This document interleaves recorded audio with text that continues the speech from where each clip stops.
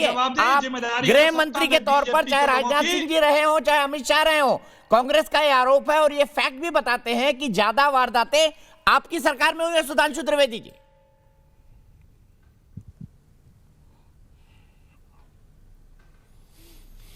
देखिए, जो घटना हुई है वो बहुत दुखद, दुर्भाग्यपूर्ण और संवेदनशीलता की बात है। परंतु जहां तक तथ्यों की बात है तो मैं ये बता देना चाहता हूं कि हमारी सरकार जब से आई है विगत 7 वर्षों में पहली बार ऐसा हुआ कि 44 जिले नक्सल प्रभावी लिस्ट से हटे, यानी अब 30 जिले रह गए जहां पर नक्सलियों का प्रभाव है। सबसे ज्यादा नक्सली हमारे दौर में मारे गए हैं। और अखिलेश जी को शायद याद हो, दंतेवाड़ा नक्सलियों का गढ़ माना जाता है।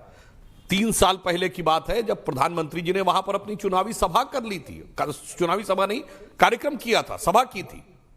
यह बताइए, कोई सोच नहीं सकता था कि प्रधानमंत्री का कार्यक्रम दंतेवाड़ा में, यह तभी संभव था जब निर्णायक रूप से उस चीज को कर्म किया जा सका हो। और चिंता गुफा जो नक्सलियों की राजधानी कही जाती है, वहां पर तत्कालीन गृह मंत्री का दौरा हुआ।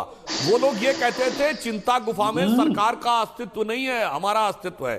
सारी बातें, आपका आरोप अपनी जगह है अखिलेश जी, जो आपको कहना चाहिए हमारे बारे में कहिए, हम आपके। मगर इतना मैं बता दूं, जवानों की दुखद हत्या के बाद हमारे यहां के रिजीम में किसी विश्वविद्यालय में उनका जश्न मनाए जाने की घटना नहीं आती है। जैसी यही महीना था अप्रैल का 2010, 73 लोग मारे गए थे उन सीआरपीएफ के, और जेएनयू में जश्न हुआ था और सरकारें चुप बैठी रही थी। और इतना ही नहीं, कितने प्रकार के कार्यक्रम आयोजित होते थे जो ये कहते थे कि साहब इनके साथ तो बुरा हो रहा है, ये तो बेचारे खुद स्थितियों के मारे। जबकि हकीकत आपको बताऊं, ये जितने भी ये नक्सली नेता हैं, ये बताइए आज तक इन्होंने किसी बड़े उद्योगपति के ऊपर हमला किया हो तो बताइए, किसको शिकार बनाते हैं?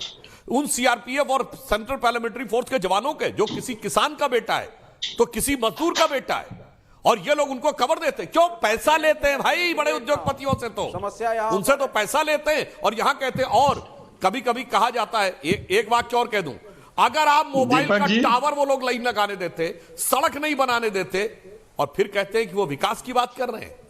जनाब, अरे देखिए, अभी तो ये श्रीवास्तव जी तो अभी बहुत बोलने लगेंगे, ये सबको पता। मैं चुनौती के साथ कहता हूं, नक्सली आंदोलन की पूंजी है गरीबी, तो उस इलाके को गरीब और अविकसित ही रखना चाहते हैं, तभी इनका वर्चस्व बने। अन्यथा ये जवाब दें कि सड़क बनने पे विरोध क्यों होता है, हमला क्यों किया जाता है, और मोबाइल के टावर क्यों उखाड़े जाते हैं।